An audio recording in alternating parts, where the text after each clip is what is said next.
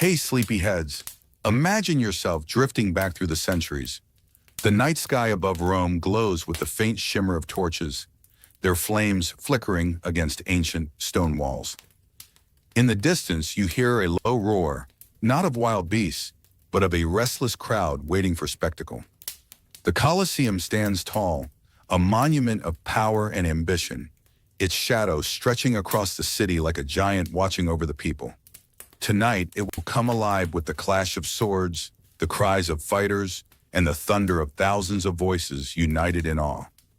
But before we step inside this world of glory and blood, let us journey back to where it all began, to the origins of gladiators, the men who fought not just for survival, but for honor, fame, and sometimes freedom. Their story is not merely one of violence. It is a story of courage, ritual, belief, in the very soul of Rome itself. As you close your eyes and listen, let your mind walk the sands of the arena, where history's greatest fighters once stood beneath the blazing sun, facing fate with unshaken resolve. Before we dive in, do me a favor. Hit that like button if you love long, cozy history stories, and comment below with where you're listening from. Bedroom? Couch? Secretly playing me under your desk at work? Don't worry, I won't tell your boss. Long before the great Colosseum of Rome stood in all its magnificence, long before the chants of 50,000 voices echoed through its stone arches, the tradition of gladiators was already rooted deep in the soil of Italy. To understand them, we must travel back, not to the heart of Rome, but to its neighbors, the Etruscans, and to an even older practice that carried both reverence and dread. The earliest gladiators were not entertainers. They were participants in rituals that honored the dead. Among the Etruscans, when a nobleman passed away, his funeral was marked by a strange and solemn rite. Two men would take up weapons and fight beside the tomb. Their blood, shed upon the earth, was seen as a gift to the departed soul, a tribute ensuring safe passage into the afterlife. It was not sport, it was sacrifice. And yet, even in this grim display, there was fascination. The people watched. They gathered to witness the duel, not only to honor the dead, but also to marvel at the courage of the fighters. These early funeral contests planted the first seeds of what would later grow into the grand Roman spectacles. As Rome absorbed the customs of its neighbors, these rites became part of Roman funerary traditions as well. Wealthy families, eager to display their power and devotion, would sponsor fights during funeral ceremonies. Over time, the number of fighters increased, and what began as a solemn ritual began to shift into something else, something larger, more organized, more theatrical. Well, by the 3rd century BCE, we have records of Roman families arranging entire contests, where dozens of men fought to honor their deceased relatives. These events, still framed as pious duty, became opportunities for public display. The games showed not only the wealth of the family, but also their generosity, for the public was invited to watch. The Romans had always loved spectacle. From religious festivals to triumphal parades, they celebrated grandeur in every form. And so, gladiatorial combat, once a ritual of grief, was swept up into the Roman passion for performance. Imagine, then, a crowd gathering in the forum of an ancient Roman city. The air is heavy with incense from nearby temples. Vendors move among the people, selling bread, olives, and wine. At the center stands a temporary wooden arena. The fighters emerge, their bodies hardened by training, their faces stern with resolve. The clash of steel begins, echoing through the square. For the people, it is both sacred and thrilling, a dance between life and death, between blood and honor. But where did these fighters come from? In the earliest days, many gladiators were slaves, prisoners of war, or condemned criminals. Rome was expanding, conquering new lands, and with each conquest came captives, men torn from their homelands, stripped of freedom, and forced into combat. To the Romans, they were not citizens, but tools of spectacle, instruments of ritual and entertainment. And yet, there was something deeper. The gladiator was despised and admired in equal measure. Though enslaved, though forced into battle, he stood as a figure of bravery. He looked death in the eye. He endured pain, fear, and exhaustion. And in doing so, he embodied the Roman virtues of courage and endurance, virtues that even free citizens respected. The games grew. From funerals, they moved into festivals. From festivals, they became state events. By the 2nd century BCE, magistrates and politicians discovered the power of the gladiatorial games. To sponsor a spectacle was to win the hearts of the people. To offer bread and entertainment was to gain loyalty, admiration, and votes. And so the games expanded, no longer small gatherings in the forum, but grand events staged in amphitheaters built of stone and wood. Rome was crafting not only a tradition of violence, but also a system of control, using entertainment to bind the people together in awe of the state. The gladiator, then, was more than a fighter. He was a symbol, a man caught between dishonor and glory, between slavery and fame, between death and immortality. Imagine the silence before the fight began, the crowd holding its breath, eyes fixed on the sand, waiting for the signal. Imagine the sudden roar as swords met shields, as men fought not only for their lives, but for the chance to leave behind a legacy.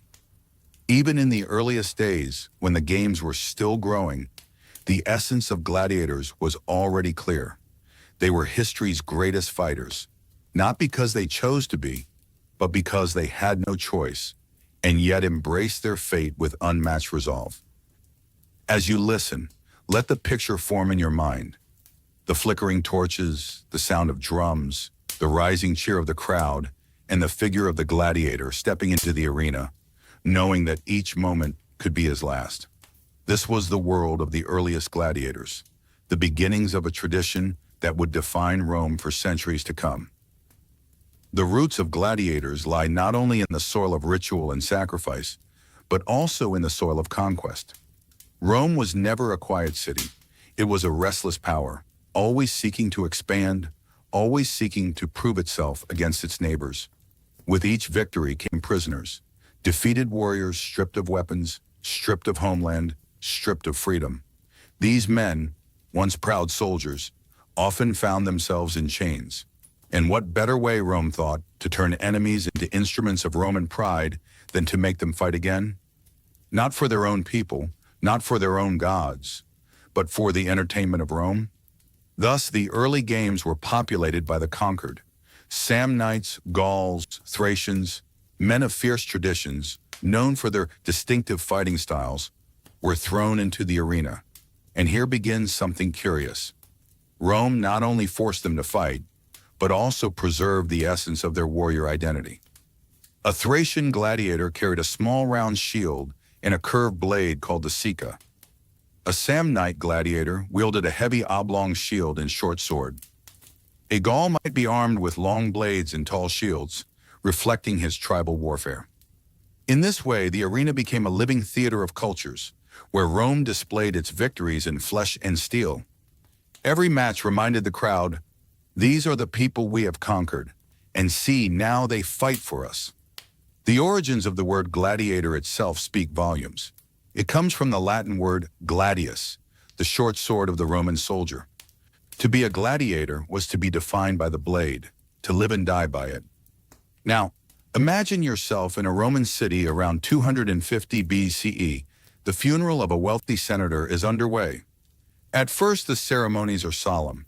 Priests chant, incense rises, mourners carry offerings to the tomb.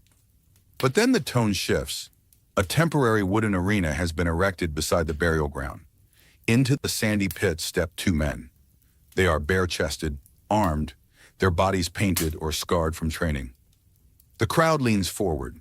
The men salute the patrons of the funeral. The clash begins. Steel rings against steel, dust rises beneath their feet, and shouts echo through the gathered crowd. For the mourners, the fight is a gift to the dead. For the spectators, it is a spectacle of blood and courage. For the fighters, it is survival. Such funerary contests continued for generations, but with each decade their scale grew. Where once there were two fighters, there came to be dozens. Where once the purpose was sacred, now the thrill of the crowd mattered just as much. It was no longer enough to appease the spirits of the dead. It had become a theater of power, a display of Rome's ability to command men and make them fight for glory. The state began to take notice. By the late 3rd century BCE, public officials saw in these contests an opportunity. What better way to win favor than to sponsor games for the people? Bread, wine, and spectacle. This was the formula that would come to dominate Roman politics. The earliest large-scale games we know of were held in 264 BCE. That year, at the funeral of Decimus Junius Brutus Pera, 3 pairs of gladiators fought in the Forum Boarium. It was the first recorded instance of gladiators in Rome itself. And though small by later standards, it marked the beginning of something far greater. Over time, these contests became detached from funerals altogether. They were no longer private affairs, but public celebrations. Politicians sponsored them, generals celebrated victories with them, and the people demanded them. The taste for blood had been awakened, and Rome would never let it go. Yet we must remember, at the heart of these beginnings, gladiators were not simply playthings. They were men caught in a strange and terrible paradox. To the Romans, they were both despised and admired. Despised because they were often slaves, criminals, or foreigners. Admired because they displayed virtues, the Roman ideal of courage, endurance, and discipline. The gladiator lived at the edge of society, branded with shame, yet lifted into glory by his performance in the arena. His very existence was a contradiction, and even in these early centuries, the games were beginning to shape Roman identity. The people gathered not only to watch men fight, but to remind themselves of what it meant to be Roman. Rome was strong, Rome was victorious. Rome could command life and death. And so the gladiator became a mirror. To the elite, he was a tool of politics. To the people, he was entertainment. To himself, he was a man balancing on the knife's edge between death and survival, dishonor and fame. When you close your eyes and picture this beginning, see the wooden arenas standing in the heart of ancient cities, the banners waving in the breeze, the torches flickering as dusk falls. Hear the murmurs of the crowd swelling into cheers, the clash of steel ringing out in the air. Smell the sweat, the dust, the iron scent of blood. This is where it all began, in funerary rituals and war captives, in small contests that grew into massive spectacles, in the uneasy fusion of religion, politics, and entertainment. The gladiator was born in shadows, half prisoner, half performer. But from those shadows, he would rise into the brightest light of the Colosseum, a figure etched into history forever. The story of gladiators cannot be told without first understanding the Romans themselves.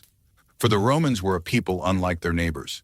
Where the Greeks found beauty in art and philosophy, where the Egyptians looked to the afterlife in the sacred order of kings, the Romans were above all else pragmatic, disciplined, and fascinated by power.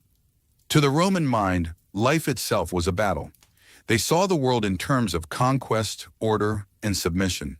And so when they watched men fight in the arena, they were not merely enjoying entertainment. They were confirming their deepest belief, that Rome had the right to dominate, and that strength, even brutal strength, was the highest virtue. But how exactly did these games take root? Let us travel back to the early days of the Republic, when Rome was still finding its place in the Mediterranean world. Neighboring cultures already had traditions of ritual combat. The Etruscans, from whom the Romans inherited much, practiced funeral games in which slaves or prisoners were made to fight as offerings to the spirits of the dead. The Romans did not invent this idea, but they transformed it. What began as sacrifice became spectacle. What began as private ritual became public performance. And in this transformation lies the very soul of gladiatorial combat. At first, it was all about honoring the dead. When a nobleman passed away, his family would arrange for gladiatorial matches to be fought at his funeral.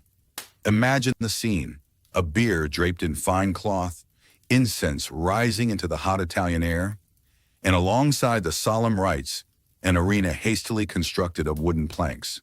Into this makeshift stage stepped the fighters, men chosen not for fame, but for the grim necessity of blood. The belief was simple yet profound. The blood spilled on the sand gave strength to the spirits of the dead, a payment of life for life.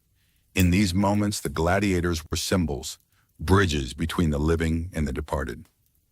But Rome was a city of ambition, and ambition never stops at ritual. Soon the contest drew larger crowds, and the mourners became spectators. The fights no longer served only the dead. They began to serve the living, feeding the Roman hunger for excitement, dominance, and drama. By the mid-3rd century BCE, these funerary combats were no longer small affairs. Families competed in extravagance, hiring more fighters, staging more battles, building larger arenas. To host great games was to display wealth, piety, and power. It was not only about honoring one's ancestors, it was about proving one's own greatness before the Roman people. And so the games slipped steadily into the fabric of public life. The first recorded gladiatorial games, as we said earlier, took place in 264 BCE, when the sons of Decimus, Junius, Brutus Pera staged 3 pairs of fighters in honor of their father. To us, it seems modest. To the Romans of the time, it was astonishing. 6 men fighting to the death. This was a spectacle both sacred and thrilling. From this moment, the pattern was set. Year after year, decade after decade, more games were held. More captives from conquered lands were trained for the arena. More Romans gathered to watch. The crowds swelled, and their appetite grew insatiable. And here lies a truth that still echoes across history. Once a society discovers entertainment and violence, it rarely turns away from it. The Romans were no different. Think of the early gladiators themselves. They were not volunteers, not yet. They were captives, chained men brought from foreign lands. Picture a Gaul, once proud and fierce, stripped of his tribal gear and armed with Roman steel.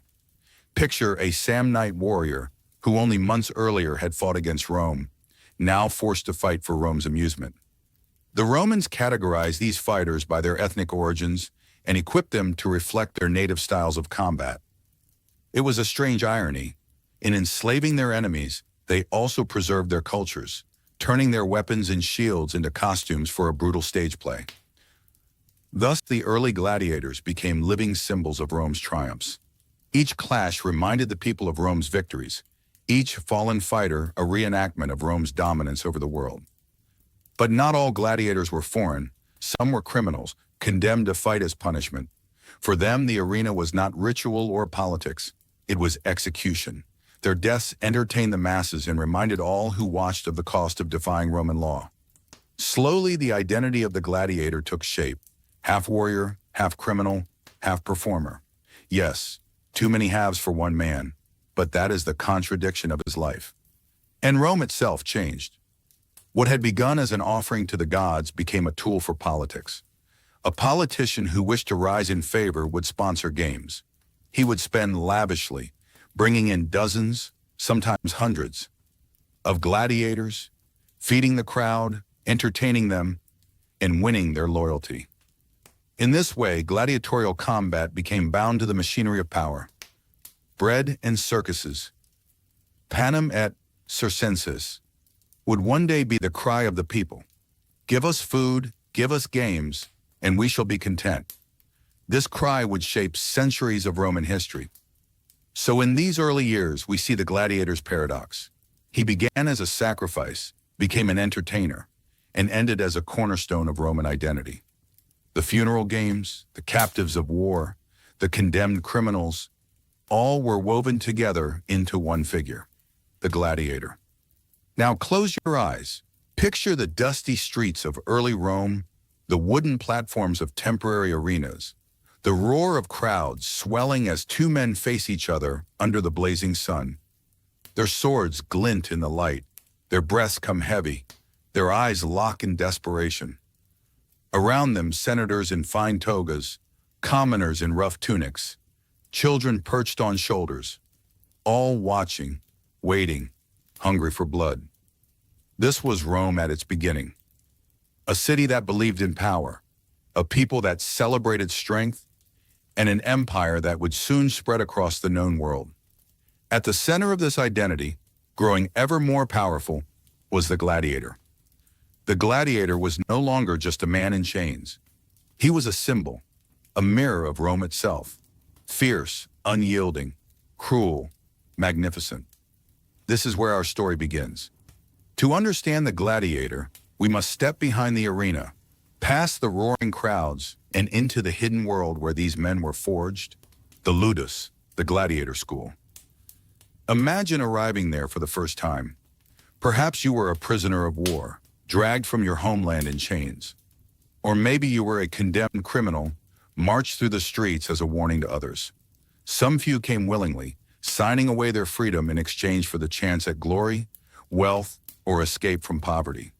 But whatever your path, it ended at the gates of the ludus. The building was stark, stone walls rising high, iron gates clanging shut behind you. Once you entered, you no longer belonged to yourself.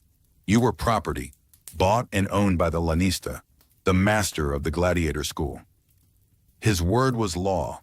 His gaze was cold, calculating, like a farmer inspecting cattle. Inside, the air smelled of sweat, iron, and fear. The sounds were harsh, chains rattling, wooden swords clashing, men groaning as they fell in the sand of the training yard. This was not yet the grandeur of the Colosseum. This was preparation, discipline, transformation. At dawn each day, the gladiators rose to the bark of the drill masters. Training began immediately. They were fed, yes, fed better than many poor Romans. Barley gruel, beans, bread, and sometimes meat. Enough to build muscle, enough to keep their bodies strong. But food was fuel, nothing more. Their training was brutal, designed not only to sharpen skill, but to break spirit. Wooden swords heavier than steel were placed in their hands, so that when the real weapons came, they would feel light as feathers. Hours upon hours, stroke after stroke, they practiced. Thrust, parry, block, again and again, until the movements became reflex. And always the instructors watched. These men were often veterans of the arena themselves, scarred, hardened, ruthless. They knew what it meant to stand before a crowd and fight for survival. Their task now was to shape new fighters, to mold raw flesh into living weapons. The training yard echoed with commands. Strike, faster, hold your shield higher, again.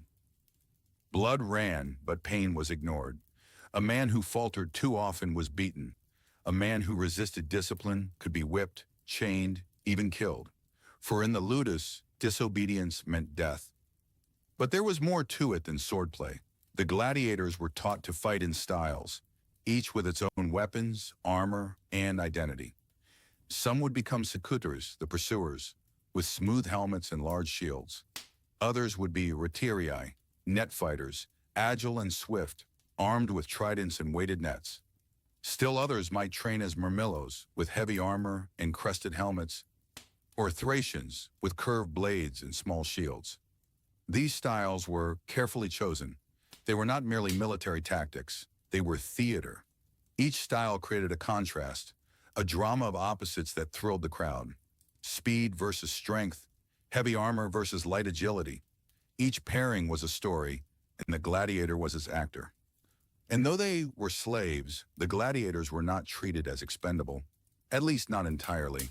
They were investments. A skilled fighter could fight many times, drawing great profit for his master. To lose him too quickly was wasteful. So the lanista ensured they were kept alive, trained, fed, housed. They were valuable, but only so long as they entertained. Life in the ludus was harsh, but it created bonds.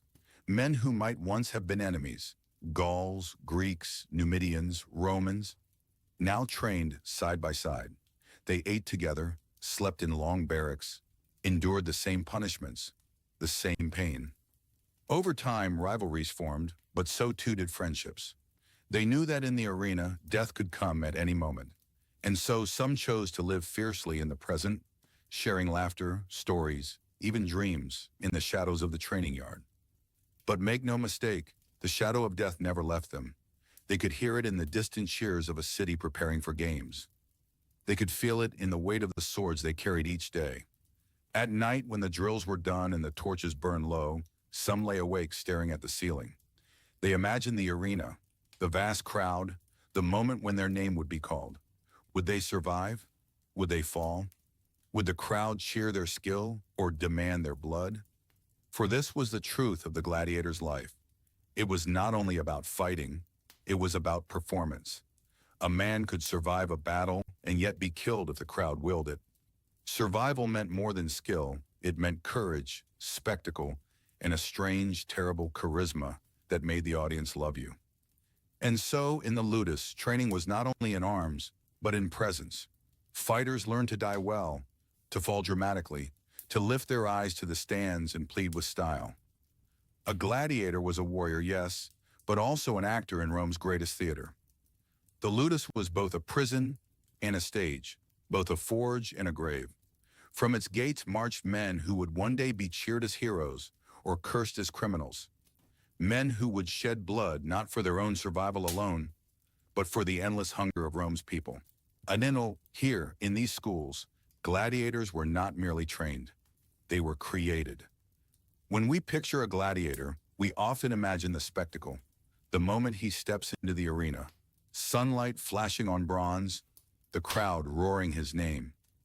But before that moment ever arrived, there was another world, a hidden world of iron gates and stone walls, of sweat and discipline, of fear and transformation. This was the ludus, the gladiator school. Step with me inside and you will see what life was like for the men destined to fight and die for Rome's pleasure. For most, the journey began not by choice, but by force. A defeated warrior captured in war, dragged in chains across Rome's roads. A condemned criminal marched to his punishment.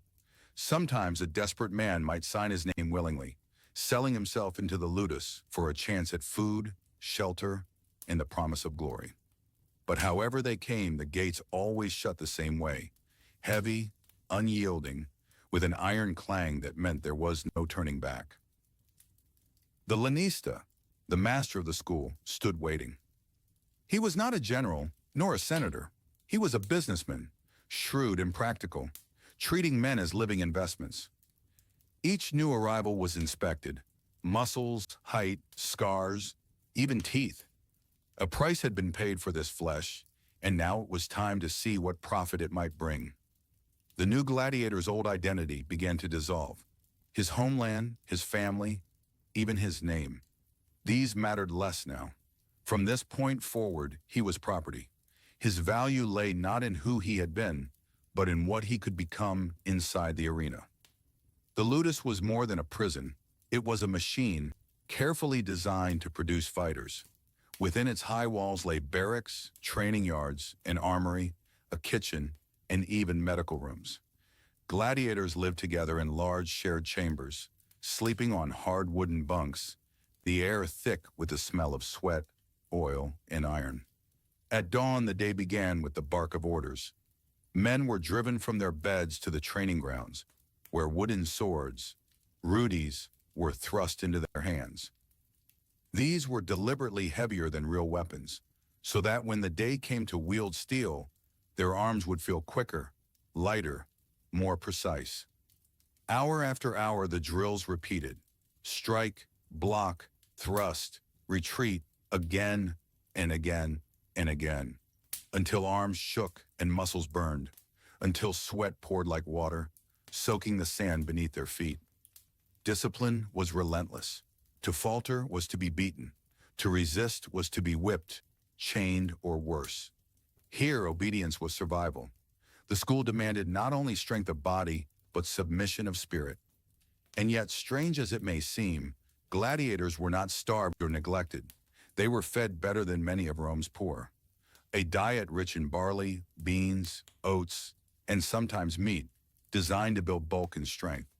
They were called horderi, barley men, because of their staple grain-heavy meals. Doctors were kept on staff, skilled in treating wounds, setting bones, and stitching cuts. Why? Because these men were valuable. A gladiator was not only a fighter, he was an investment. To lose one too quickly was wasteful. Better to keep him alive, healed, and ready for another show. The games demanded blood, yes, but not reckless waste. Not every man trained the same way. The lanista and trainers carefully assigned each fighter to a style, a role in the grand theater of combat, the murmillo. He bore a heavy rectangular shield and a short stabbing sword, his helmet crested with the shape of a fish. Strong, enduring, he was the heavy infantry of the arena. The Thrax, or Thracian, lightly armored with a curved blade called a sika and a small round shield. Agile, quick, darting in and out like a hawk. The Secutor, the pursuer, with a smooth, round helmet and small eye holes to protect against nets. He was often pitted against the Retiarius. The Retiarius, bareheaded, lightly armored, carrying only a net, a trident, and a dagger. Swift and cunning, he relied on speed to entangle and strike. He was the fisherman of the arena, his net a deadly snare. The Hoplomachus, armed like a Greek hoplite, with a spear and small shield, recalling the battles of old. Each style was not random, it was contrast. The crowd loved to see difference in drama. Heavy against light, speed against endurance, sword against net. The arena was not simply battle, it was a play, and each gladiator was a character. Despite the harshness, life in the ludus was not without humanity. Men forged friendships, bonds born of sweat and pain. Prisoners from distant lands, once enemies, found themselves training side by side. They shared food, told stories in the dim barracks, even comforted one another when death felt near. But rivalry was just as common. Pride clashed as fiercely in the yard as it did in the arena. A man who showed skill too early might be envied. A man who boasted might be challenged. Within these walls, ambition could turn friend into foe. Above all, the games loomed. Gladiators trained not only to fight, but to perform. They practiced not only killing blows, but dramatic gestures.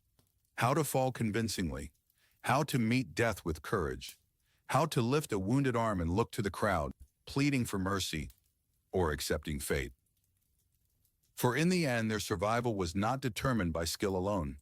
It depended on spectacle, on whether they stirred the hearts of the masses, on whether the emperor himself lifted his hand in mercy or doom. And so at night, when the drills ended and torches flickered low, many lay awake. They stared at the ceiling of the barracks, their minds heavy with thoughts of the future. Would they live long enough to taste victory? Would they one day win freedom, a wooden sword of release? Or would their blood be spilled in the sand, their names forgotten by morning? No, the ludus was no ordinary school. It was a forge, a place where men were hammered into weapons, where flesh was turned into theater, where hope and despair walked hand in hand. Here in the shadow of Rome's great arenas, the gladiator was created, not born. His life was no longer his own. He belonged to the crowd, to the games, to the endless hunger of an empire that demanded bread and spectacle. And though many despised this fate, there were some, just a few, who embraced it, who saw in the arena not only chains, but the chance for immortality. For in the roar of the crowd, in the clash of steel, a gladiator could become more than a man. He could become a legend. The Colosseum was not only an arena of combat, it was a living creature, a heart that beat with the pulse of Rome itself. When the first rays of sunlight struck its curved walls of travertine, the amphitheater seemed to glow golden. For the city's citizens, this glow was a promise. Today would not be ordinary. Today was a day of spectacle. Long before the gates opened, the sound of the crowd began to rise like a tide swelling against the shore. Farmers who had traveled for days sat alongside shopkeepers, slaves, nobles, and senators.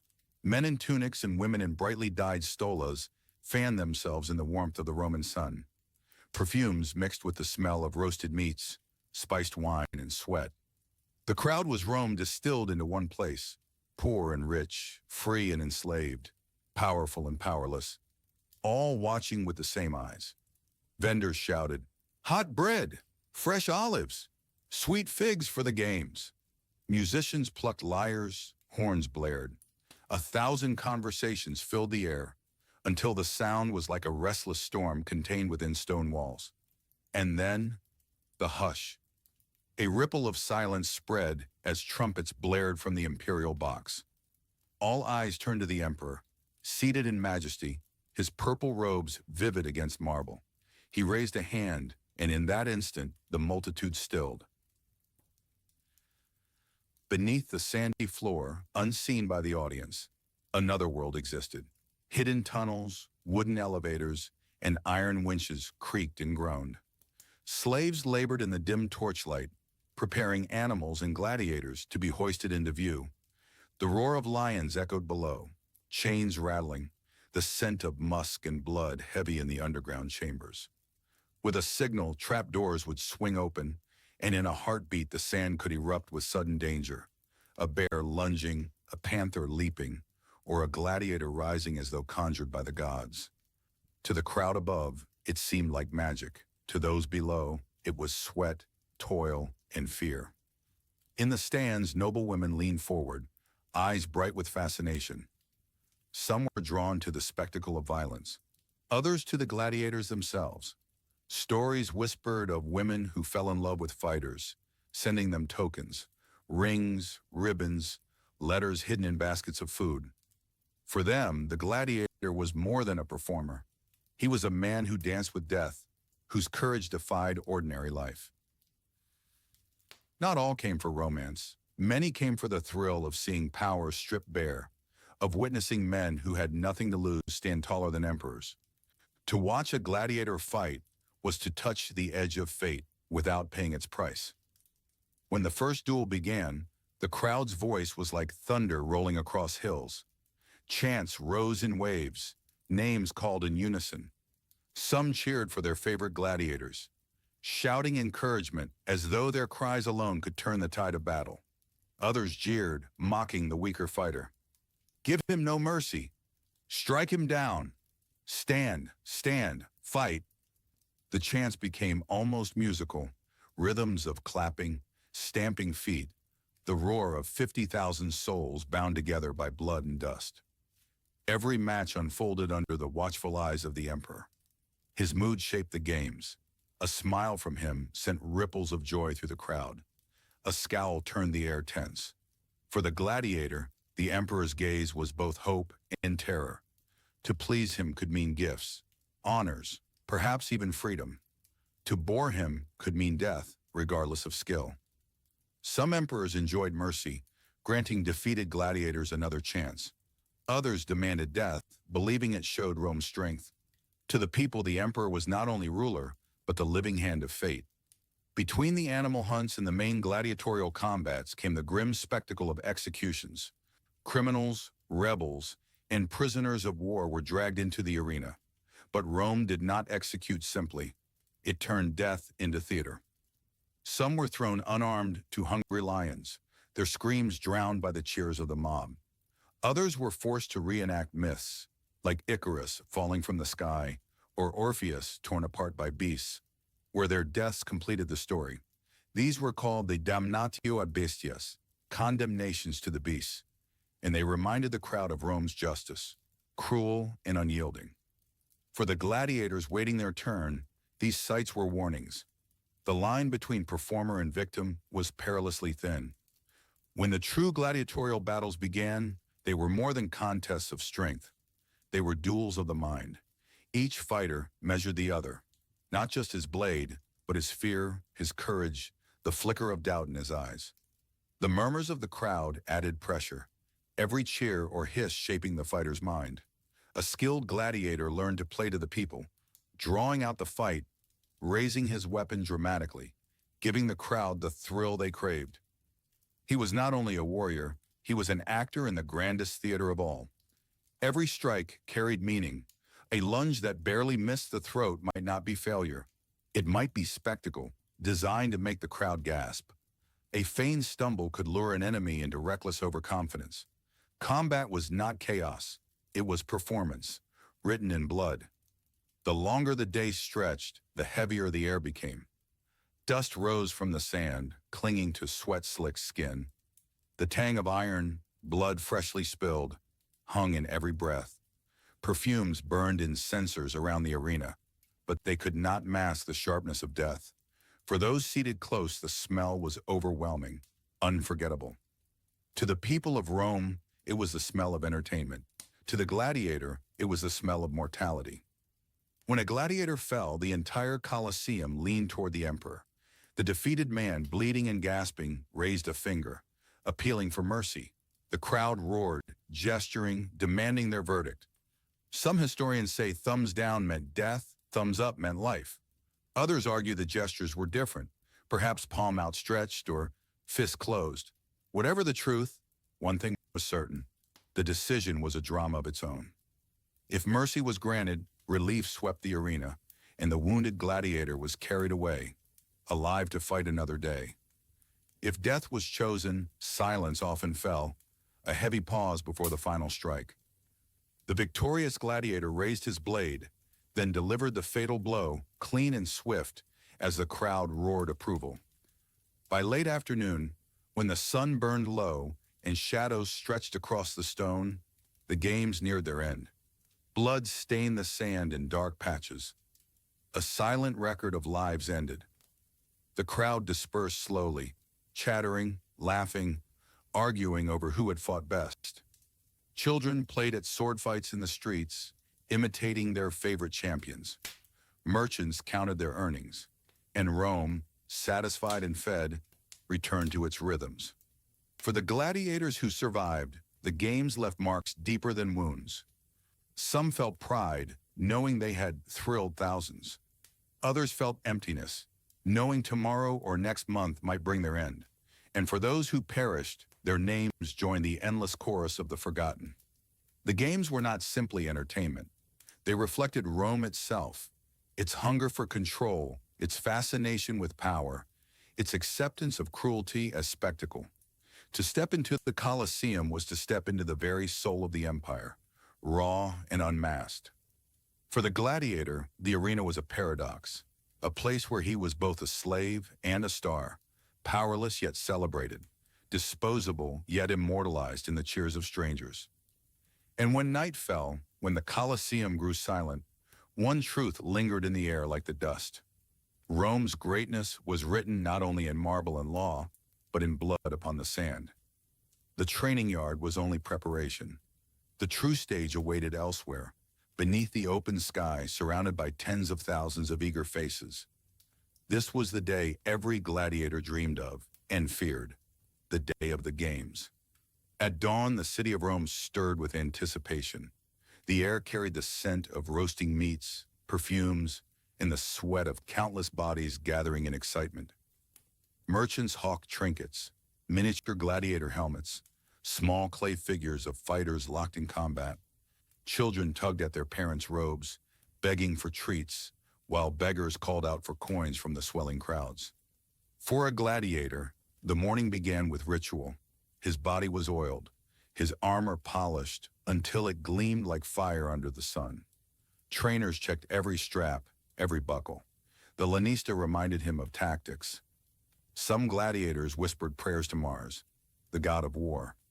Others clutched charms from home, a stone, a scrap of cloth, a memory of a world beyond the arena walls.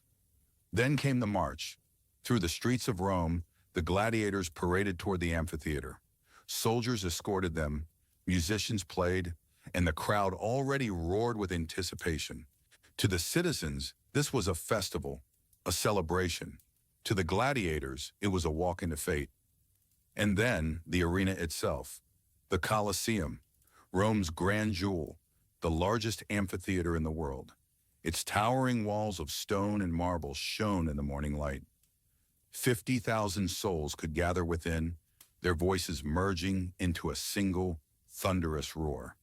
Inside, the floor of the arena stretched wide, covered with golden sand that would soon drink blood. Beneath it, hidden chambers and corridors held caged beasts, weapon stores, and the machinery that lifted men and animals into the spectacle above. For the gladiators stepping inside for the first time, the sight was overwhelming. The sheer size of the crowd, the blazing banners, the scent of incense and dust. It was not a battlefield. It was a theater crafted for awe. At one end, the emperor himself sat upon his throne, flanked by senators and nobles. His presence alone filled the games with power. A glance of his hand could decide life or death. The games did not begin with combat. When a gladiator fell, the entire Colosseum leaned toward the emperor. The defeated man, bleeding and gasping, raised a finger, appealing for mercy. The crowd roared, gesturing, demanding their verdict. Some historians say thumbs down meant death, thumbs up meant life. Others argue the gestures were different, perhaps palm outstretched or fist closed. Whatever the truth, one thing was certain: the decision was a drama of its own. If mercy was granted, relief swept the arena, and the wounded gladiator was carried away, alive to fight another day. If death was chosen, silence often fell, a heavy pause before the final strike. The victorious gladiator raised his blade, then delivered the fatal blow, clean and swift, as the crowd roared approval. By late afternoon, when the sun burned low and shadows stretched across the stone, the games neared their end. Blood stained the sand in dark patches. A silent record of lives ended. The crowd dispersed slowly, chattering, laughing, arguing over who had fought best. Children played at sword fights in the streets, imitating their favorite champions. Merchants counted their earnings, and Rome, satisfied and fed, returned to its rhythms. For the gladiators who survived, the games left marks deeper than wounds. Some felt pride, knowing they had thrilled thousands. Others felt emptiness, knowing tomorrow or next month might bring their end. And for those who perished, their names joined the endless chorus of the forgotten. The games were not simply entertainment. They reflected Rome itself, its hunger for control, its fascination with power, its acceptance of cruelty as spectacle. To step into the Colosseum was to step into the very soul of the empire, raw and unmasked. For the gladiator, the arena was a paradox, a place where he was both a slave and a star, powerless yet celebrated, disposable yet immortalized in the cheers of strangers. And when night fell, when the Colosseum grew silent, one truth lingered in the air like the dust. Rome's greatness was written not only in marble and law, but in blood upon the sand. The training yard was only preparation. The true stage awaited elsewhere, beneath the open sky, surrounded by tens of thousands of eager faces. This was the day every gladiator dreamed of and feared, the day of the games. At dawn, the city of Rome stirred with anticipation. The air carried the scent of roasting meats, perfumes, and the sweat of countless bodies gathering in excitement. Merchants hawked trinkets, miniature gladiator helmets, small clay figures of fighters locked in combat. Children tugged at their parents' robes, begging for treats, while beggars called out for coins from the swelling crowds. For a gladiator, the morning began with ritual. His body was oiled, his armor polished until it gleamed like fire under the sun. Trainers checked every strap, every buckle. The lanista reminded him of tactics. Some gladiators whispered prayers to Mars, the god of war. Others clutched charms from home, a stone, a scrap of cloth, a memory of a world beyond the arena walls. Then came the march. Through the streets of Rome, the gladiators paraded toward the amphitheater. Soldiers escorted them, musicians played, and the crowd already roared with anticipation. To the citizens, this was a festival, a celebration. To the gladiators, it was a walk into fate. And then the arena itself, the Colosseum, Rome's grand jewel, the largest amphitheater in the world. Its towering walls of stone and marble shone in the morning light. 50,000 souls could gather within, their voices merging into a single, thunderous roar. Inside, the floor of the arena stretched wide, covered with golden sand that would soon drink blood. Beneath it, hidden chambers and corridors held caged beasts, weapon stores, and the machinery that lifted men and animals into the spectacle above. For the gladiators stepping inside for the first time, the sight was overwhelming. The sheer size of the crowd, the blazing banners, the scent of incense and dust. It was not a battlefield. It was a theater crafted for awe. At one end, the emperor himself sat upon his throne, flanked by senators and nobles. His presence alone filled the games with power.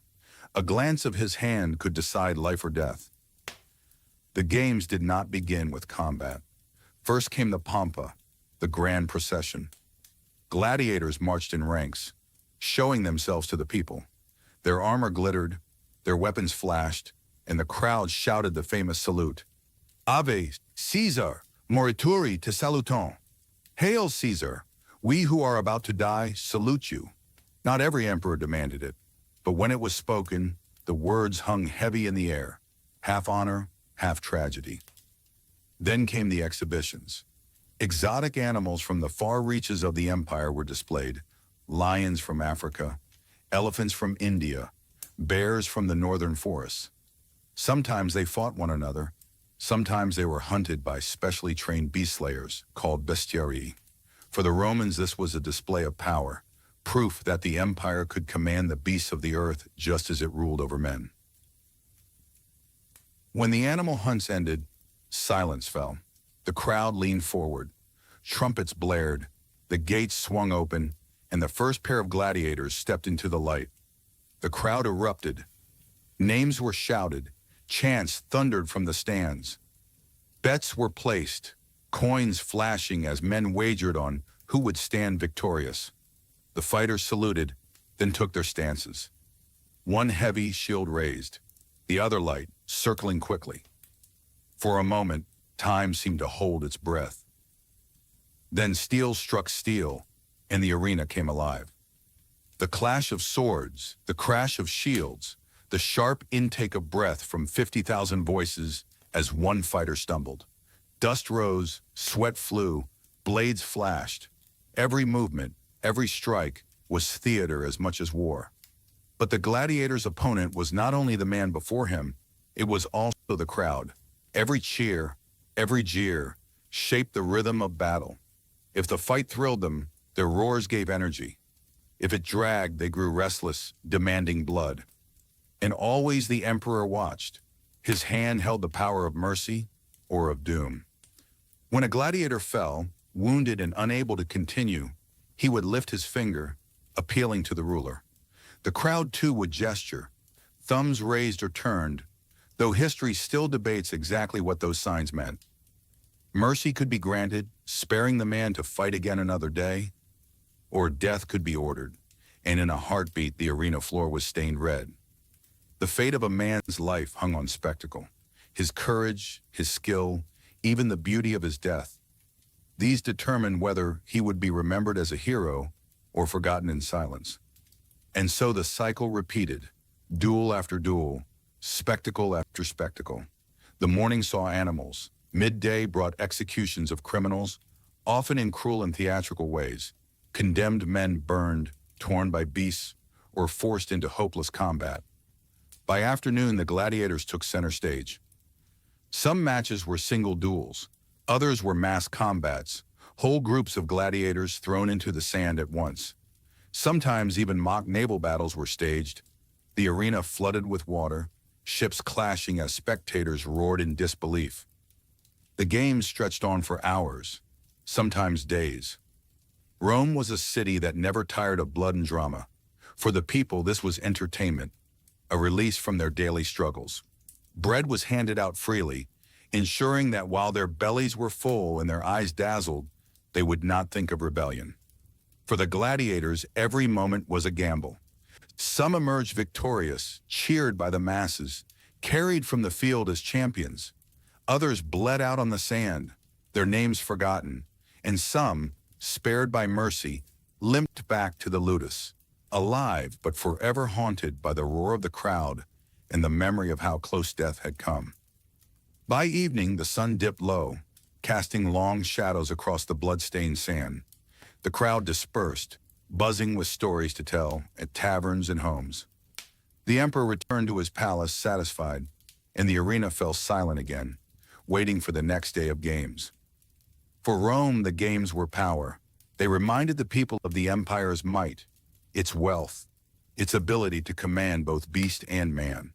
For the emperor, they were a tool of control, keeping the people entertained, distracted, loyal.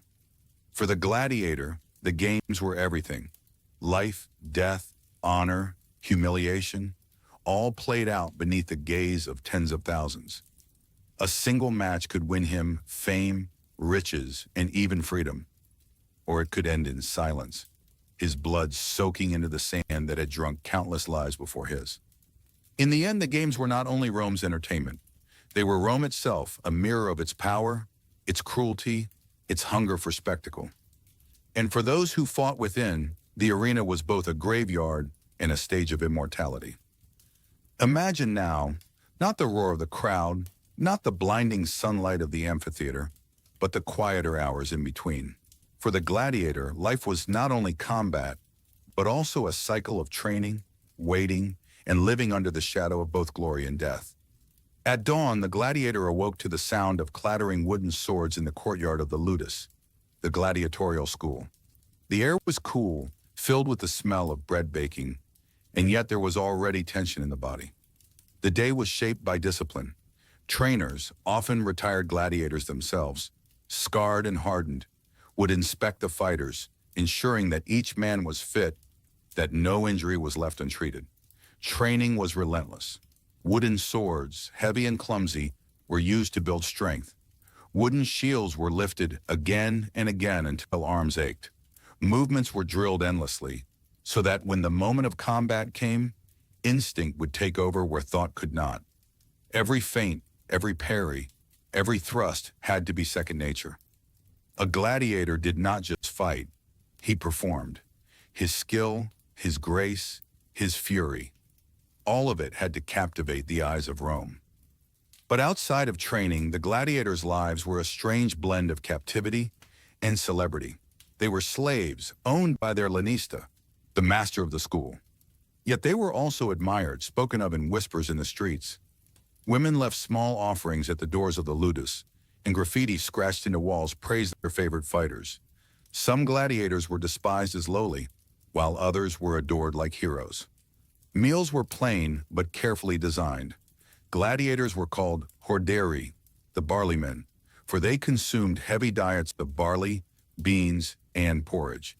This gave them bulk and strength, not the lean muscular form of a modern athlete, but a body prepared to endure strikes and to bleed slowly. Fat, surprisingly, was an armor of its own, protecting muscles and organs from deep wounds. As the sun set, some gladiators would sit quietly carving small figures of gods or family from bits of wood. Others would gamble, throwing dice across the dirt, laughing and cursing as men who knew tomorrow could be their last. And at times, they spoke of freedom. A rare few gladiators could earn it through years of survival and victories, marked by the symbolic wooden sword of release, the rudis. For many, though, freedom was an impossible dream. The walls of the ludus were high, designed to keep men in, yet from within they could glimpse Rome's skyline, the temples, the palaces, the bustling markets. They lived so close to the heartbeat of the empire, and yet behind iron bars. But even within this life of struggle, bonds were formed. Gladiators became brothers, not by blood, but by the certainty that only they could understand each other's fate. They sparred by day, they ate together, they tended wounds together, and in the arena they sometimes faced each other as enemies. It was a cruel irony that loyalty and friendship could dissolve into combat, commanded by the will of the crowd. Some gladiators prayed nightly, clutching small charms of Mercury for speed or Hercules for strength. Others cursed the gods, believing themselves abandoned, nothing more than pawns in a game played by nobles and emperors. Yet hope lingered, even the faintest glimmer, that one day they might step into the arena for the last time, bow their heads to the emperor, and hear the announcement of freedom. Now let us walk slowly through these halls of the ludus. Imagine the clang of wooden swords in practice, the laughter echoing around stone walls, the smell of barley stew drifting from the kitchens. See the gladiators, some scarred veterans, some frightened newcomers, some dreaming of fame, others resigned to death. Each carried his own story, his own struggle, and his own destiny beneath the mask of a fighter. And so the life of a gladiator was not just about the fleeting hours in the arena. It was about the endless days of preparation, the waiting, the training, the camaraderie, and the quiet longing for a life beyond blood and sand. As night settles over the city of Rome, the ludus grows quiet. The clang of swords and the barking orders of trainers fade into memory. A torch flickers in the courtyard, casting long shadows against the high walls. Here, in this stillness, we glimpse the gladiator not as a fighter, but as a man caught between worlds. The gladiator's existence was one of contradictions. He was at once despised and celebrated, condemned and admired. To the Roman elite, he was little more than property, an investment, a pawn to be trained and displayed for profit. But to the ordinary people, to the crowds who filled the amphitheater, he was a figure of awe, bravery, and almost mythic power. The chants of miti, or ugula, could decide his fate, yet those same voices might also carve his name into walls as if he were a living god. The training schools were not only places of preparation, but also of theater. The lanista, the master of the gladiators, understood that his fighters were not just soldiers. They were performers. Rome did not hunger merely for blood, it hungered for spectacle. And so gladiators rehearsed not only the art of combat, but also the art of display. They learned how to move dramatically, how to provoke the audience, how to lift their shields and roar with defiance. The arena demanded theater as much as skill. Life in the ludus was also steeped in ritual. Before great games, priests would come to bless the fighters, sprinkling them with water, calling upon Mars, the god of war. Some gladiators kissed small amulets or touched charms sewn into their belts. For them, superstition was armor as vital as their helmets. There were festivals too, occasions when gladiators, even if confined, could hear the celebrations of the city. During Saturnalia, the great festival of reversal, slaves dined as masters, and laughter filled the streets. Within the ludus, perhaps a loaf of sweet bread was shared, perhaps a small cup of wine, a fleeting taste of joy in a life otherwise bound by iron discipline. And yet, even in moments of celebration, a shadow loomed. For every gladiator knew that his life was measured not in years, but in games. Each victory postponed the inevitable. Each defeat brought him closer to the silence of death. That awareness hung in the air like smoke, inescapable, woven into every conversation, every laugh, every dream. Still, hope endured. The rudis, that simple wooden sword symbolizing freedom, was the dream of every fighter. To earn it meant years of survival, of pleasing the crowd, of becoming not just a gladiator, but a legend. Few ever held it, but the possibility gave meaning to suffering. Outside the ludus, the world spoke of them. Women sometimes adorned themselves with trinkets shaped like gladiators' weapons, whispering names of fighters in secret. For some Romans, gladiators embodied raw masculinity, strength untamed by civility. For others, they represented the cruelty of a society that fed on blood for entertainment. But whether praised or condemned, the gladiator could not be ignored. And so, between the chains of captivity and the cheers of the crowd, the gladiator lived a double life. By day he sweated in training, ate his barley gruel, and dreamed of freedom. By night he stared at the stars beyond the walls, wondering if the gods truly watched over him. Imagine it now. Inside the dormitories, the fighters rest on straw mats, some whispering to each other in the dim light, some praying silently, others too tired to dream. The scent of sweat, leather, and smoke fills the air. In their hearts, a mix of fear and courage stirs, for tomorrow may bring another call to the arena, another test before the empire's hungry eyes. The life of a gladiator, then, was not only about the brief hours beneath the sun, it was about the endless waiting, the rituals of survival, the friendships born in fire, and the fragile thread of hope that one day, against all odds, freedom might come.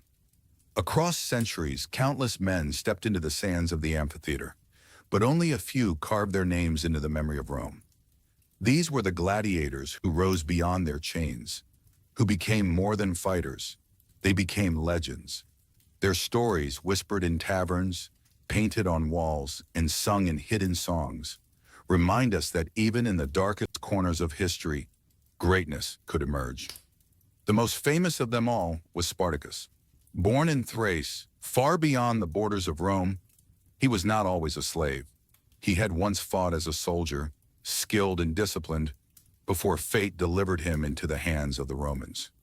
Sold into the gladiator school at Capua, Spartacus endured the same brutal training as every man before him, but within him burned a spirit that chains could not hold. In the year 73 BCE, Spartacus and a small band of fellow gladiators broke free from their confines. Armed with nothing but kitchen knives and stolen weapons, they fought their way out and vanished into the countryside. From that desperate beginning rose one of the greatest slave revolts in Roman history, the Third Servile War. Spartacus gathered thousands to his cause, slaves and peasants who longed for freedom. Together they defeated Roman armies again and again, shaking the very foundation of the Republic. For 2 years, Spartacus stood as both warrior and leader, a man who turned the gladiator's curse into a banner of defiance. Though the revolt was crushed and Spartacus himself perished on the battlefield, his name lived on, an eternal symbol of rebellion and courage. But Spartacus was not alone in legend. There were others, each remembered for their own extraordinary deeds. There was Flamma, a Syrian fighter who became one of the most celebrated gladiators in Rome. Unlike most, he was offered freedom not once, but 4 times, and yet each time he refused. Why? Some say he had grown to love the arena, that the roar of the crowd was worth more to him than freedom itself. Others whisper that he simply knew no other life, that to step away from combat was to step into emptiness. Flamma fought 34 battles, and in death the people honored him with memorials as though he had been a Roman noble. Then there was Priscus and Verus, 2 gladiators whose story became immortal thanks to the poet Martial. On the day of their great fight, they battled with equal skill, neither yielding, neither faltering. The crowd grew restless, hungry for victory, but neither man would give the other defeat. Finally, in a rare moment of grace, the emperor himself declared them both victors. Together, side by side, they were granted their freedom. Their names became a testament not to rivalry, but to honor. And who could forget the Emperor Commodus? Unlike other gladiators, he was no slave but a ruler of Rome itself. Obsessed with the arena, Commodus fought in staged battles, dressed as Hercules reborn. Though his contests were heavily rigged in his favor, he demanded the adoration of the crowds. For him, the arena was not about survival. It was about ego, about spectacle, about rewriting the role of the emperor as the champion of Rome. His antics scandalized the Senate but thrilled the common people, and his name remains tied forever to the blood-stained sands. Each of these figures, Spartacus, Flamma, Priscus, and Verus, Commodus, reveals a different face of the gladiator's world. Some sought freedom, some sought glory, some craved honor, and others simply burned with ambition. But all of them proved one truth, that within the arena, a man could rise beyond the chains that bound him, if only for a moment. And so the legend spread, long after the games were done. In the quiet streets of Rome, children would play at being gladiators, pretending to fight like Spartacus or strike like Flamma. In taverns, storytellers would lift their voices to keep the names alive. Even today, their stories echo, reminders of a time when flesh and steel became the language of history. Some gladiators remain nameless to history, yet their presence lingers like shadows across the stone of forgotten arenas. Archaeologists uncover simple gravestones with etched helmets, crossed swords, or a palm branch, the silent marker of a victorious fighter. These graves tell us that even if their names were lost, they were honored for their courage. Perhaps a few coins were left behind by those who once cheered them, tokens of gratitude for the fleeting joy they brought. Others were remembered through graffiti, scribbled on the walls of Pompeii. These rough carvings spoke of champions. Celadus the Thracian, adored by the girls, one reads. Such words remind us that gladiators were not only fighters, but symbols of passion, admired like heroes, long before the age of modern fame. Through legend and memory, the gladiators became something greater than men. They became the eternal heartbeat of Rome's restless spirit, a mixture of brutality and brilliance, chains and freedom, blood and glory. The gladiators may have been the stars, but without the amphitheater, there could be no spectacle. These great stone structures rose across the Roman world, from Britain to North Africa, each one a monument to the empire's hunger for entertainment. At the heart of them all stood the Colosseum in Rome, majestic, vast, and almost otherworldly in its design. Imagine approaching the Colosseum as the sun rose, the streets already alive with murmurs of anticipation. Vendors called out to sell honey cakes, wine, or roasted nuts to the arriving crowd. Citizens, senators, and even slaves jostled for space, each guided to their section by rank and privilege. The poorest sat high above, close to the sky, while the wealthy reclined in shaded seats below. The emperor himself, clad in regal robes, watched from his marble box, his presence commanding the crowd. As the games began, the atmosphere was electric. Trumpets blared and drums rolled, shaking the very air. At first there were parades, processions of gladiators, trainers, and exotic beasts led into the arena with grand ceremony. The sand was raked smooth, as if preparing a canvas on which fate itself would paint in strokes of red. Before the battles began, there were rituals. Priests invoked the gods, sprinkling the arena with incense and wine. Offerings were made to Mars, the god of war, and Nemesis, goddess of retribution. This was no mere sport. It was framed as sacred theater, a blend of spectacle and sacrifice that reflected the power of Rome itself. The gladiators entered in pairs or small groups, marching to the center of the arena. The crowd roared as names were announced, banners unfurled, and wagers were whispered. Some gladiators raised their weapons in salute, their voices echoing with the famous phrase, Ave, Imperator, morituri te salutam. Hail, Emperor, those who are about to die salute you. Whether all gladiators spoke these words is debated, but the idea captures the solemnity of the moment. Then the sand was stained.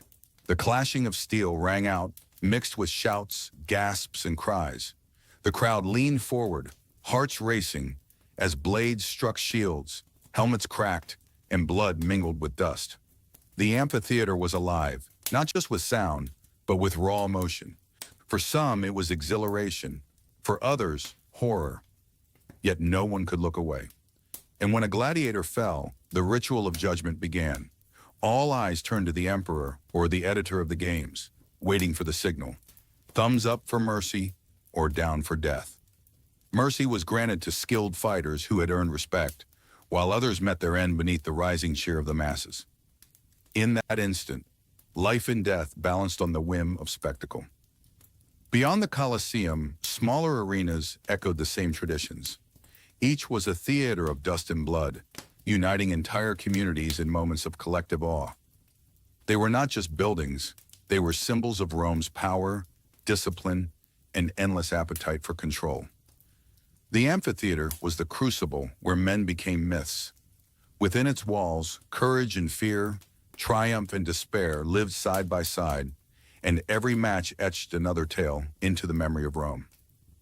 The amphitheater was not only a place of spectacle, but also a marvel of Roman engineering. Its stones whispered stories of triumph, and its arches seemed to hold up the sky itself. The Colosseum, the grandest of all, could seat over 50,000 people. Tier upon tier of stone seating stretched upward, forming a vast bowl that magnified every cheer and cry, carrying it to the heavens. But the true genius of the amphitheater lay beneath the sand. Below the arena floor stretched a labyrinth of tunnels and chambers, known as the hypogeum. Here, slaves worked in the shadows, hauling cages, operating hidden lifts, and preparing the deadly surprises that would amaze the crowds above.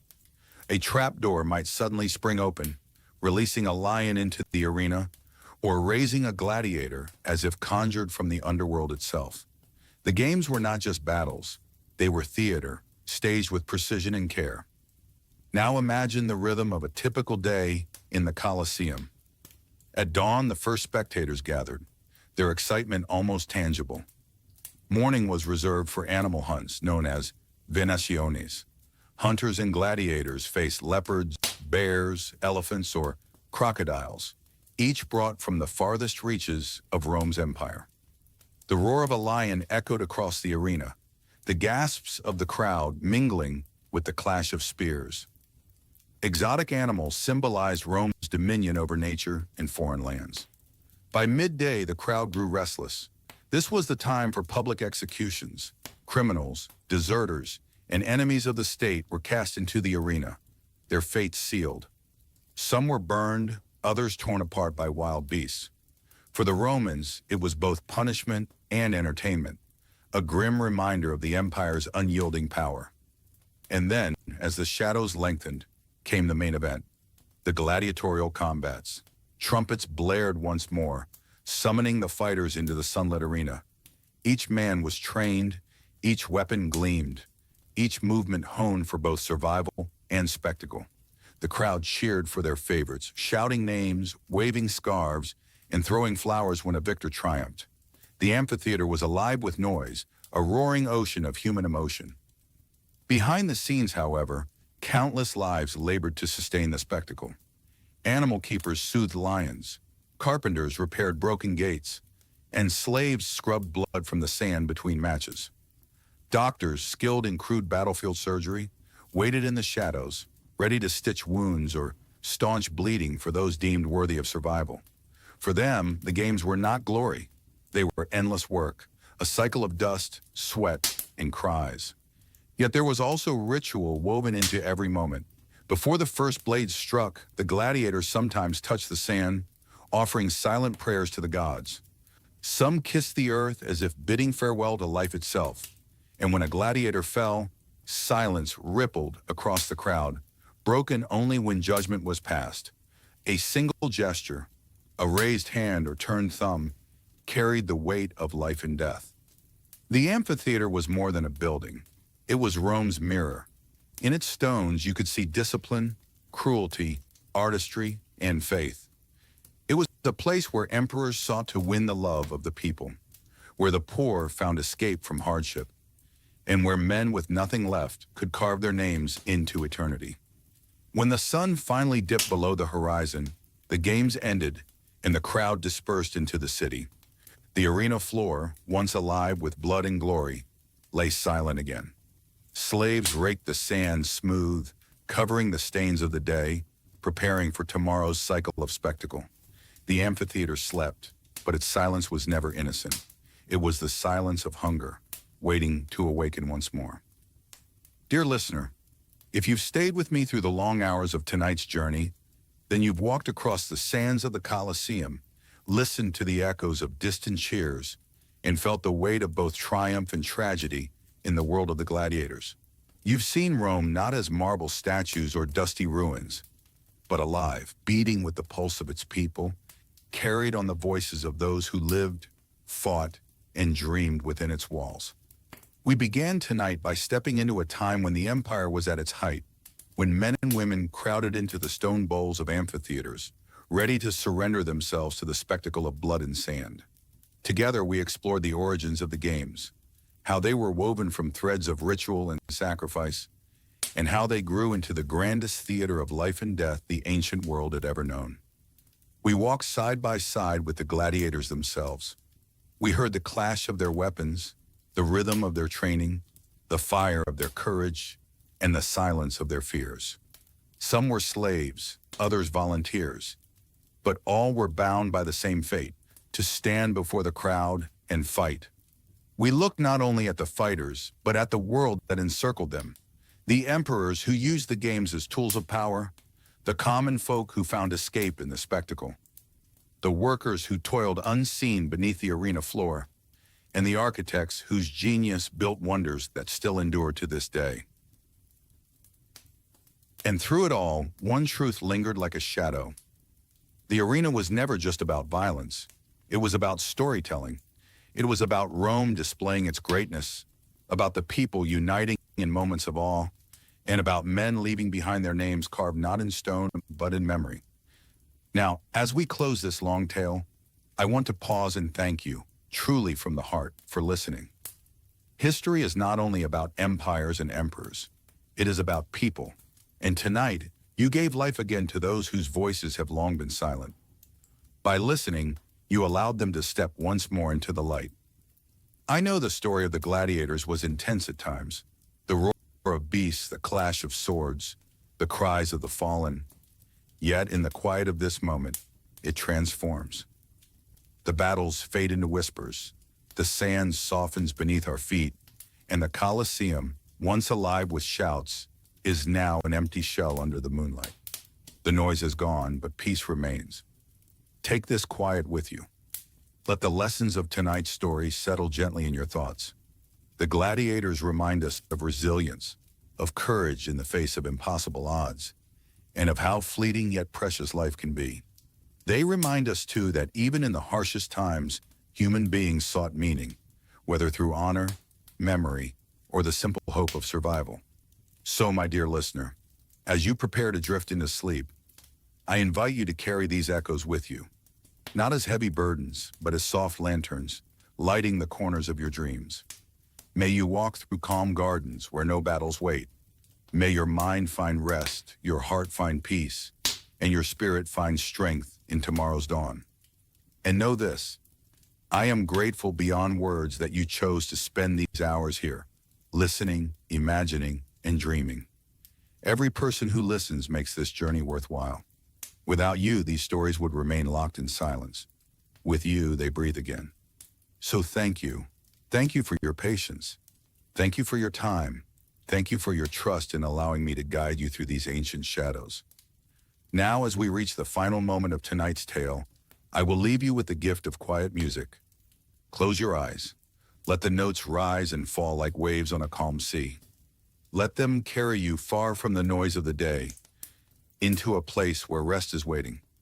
Tonight, the sand of the arena is smoothed over, the torches are extinguished, the gates are shut, the gladiators have laid down their arms, the crowd has gone home, and the Colosseum sleeps under a silver moon. May you, too, find that same peace. Good night, dear friend.